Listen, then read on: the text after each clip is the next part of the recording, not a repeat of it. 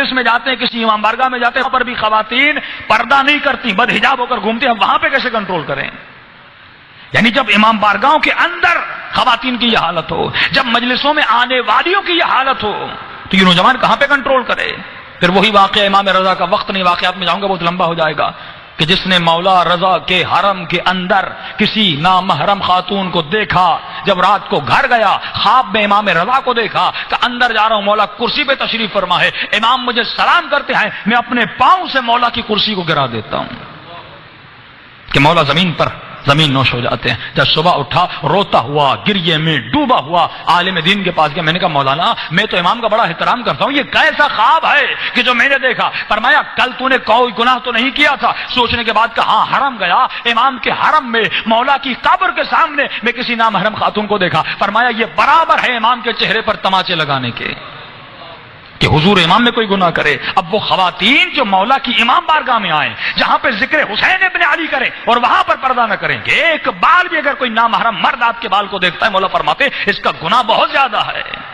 کہ اگر وہ نوجوان گمراہی کی طرف چلا جاتا ہے، اس کے اندر کے حالات بدل جاتے ہیں، مولا فرماتے اس کا ذمہ دار کون ہے؟ وہ انسان ہے جس نے اس کو گمراہ کیا، تا قیامت اس پر عذاب ہوتا رہے گا، اور اس سے شدید عذاب اس کے شوہر پر ہوگا، اس کے بھائی پر ہوگا، اس کے باپ پر ہوگا، جس نے اپنی ماں بہنوں کو حجاب نہیں کروایا اور اسی صورت میں امام بارگاہ تک لا رہے ہیں۔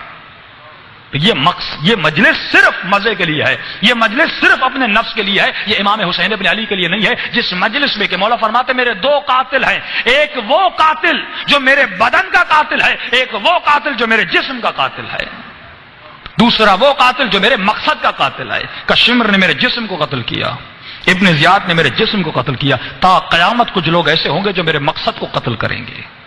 مقصد حسین لآمر بالمعروف انہا اشہد انک قد اقمت الصلاۃ واتیت الزکاۃ امرت بالمعروف ونہیت عن المنکر۔ مولا یہ آپ کا مقصد ہے، انی سلم لمن سالمکم وحرب لمن حاربکم۔ مولا جو کچھ آپ نے کیا میں کرنے کے لیے تیار ہوں، جن سے آپ لڑے میں ان سے لڑنے کے لیے تیار ہوں۔ مولا گناہ سے لڑے، مولا بے حیائی سے لڑے، مولا شراب نوشی سے لڑے، مولا بدمعاشی سے لڑے، پر میں جس معاشرے میں یہ کام ہو، فرض ہے ہر شیعہ کا، فرض ہے ہر علی کے چاہنے والے کا کہ گناہ کو روکے، اپنے جوانوں کو گناہوں سے بچائے۔ کہ مولا فرماتے ہیں جس شخص نے اپنے نوجوان بیٹے کی تربیت نہیں کی، 15 سال کے بعد اگر یہ گناہ کرتا ہے، عذاب اس جوان کو بھی ہوگا، عذاب اس باپ کو بھی ہوگا۔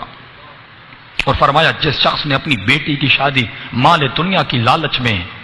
شہرت کی لالچ میں آ کر کسی بے نمازی، کسی شرابی، کسی بدماش انسان سے کرا دی کیونکہ صرف وہ پیسے والا ہے، فرمایا اس کے نام اعمال میں لکھا جائے گا اس نے اپنی بیٹی کا قتل کر دیا۔ اور جس نے دنیا کی خاطر اپنے بیٹے کی شادی کسی ایسی خاتون سے کروائی کہ وہ مالدار فیملی ہے، وہ پیسے والے ہیں، بھائی اولاد کا کیا ہوگا، تربیت کا کیا ہوگا؟ امام فرماتے مجھے تمہارے گھروں سے حسینی بچے چاہیے،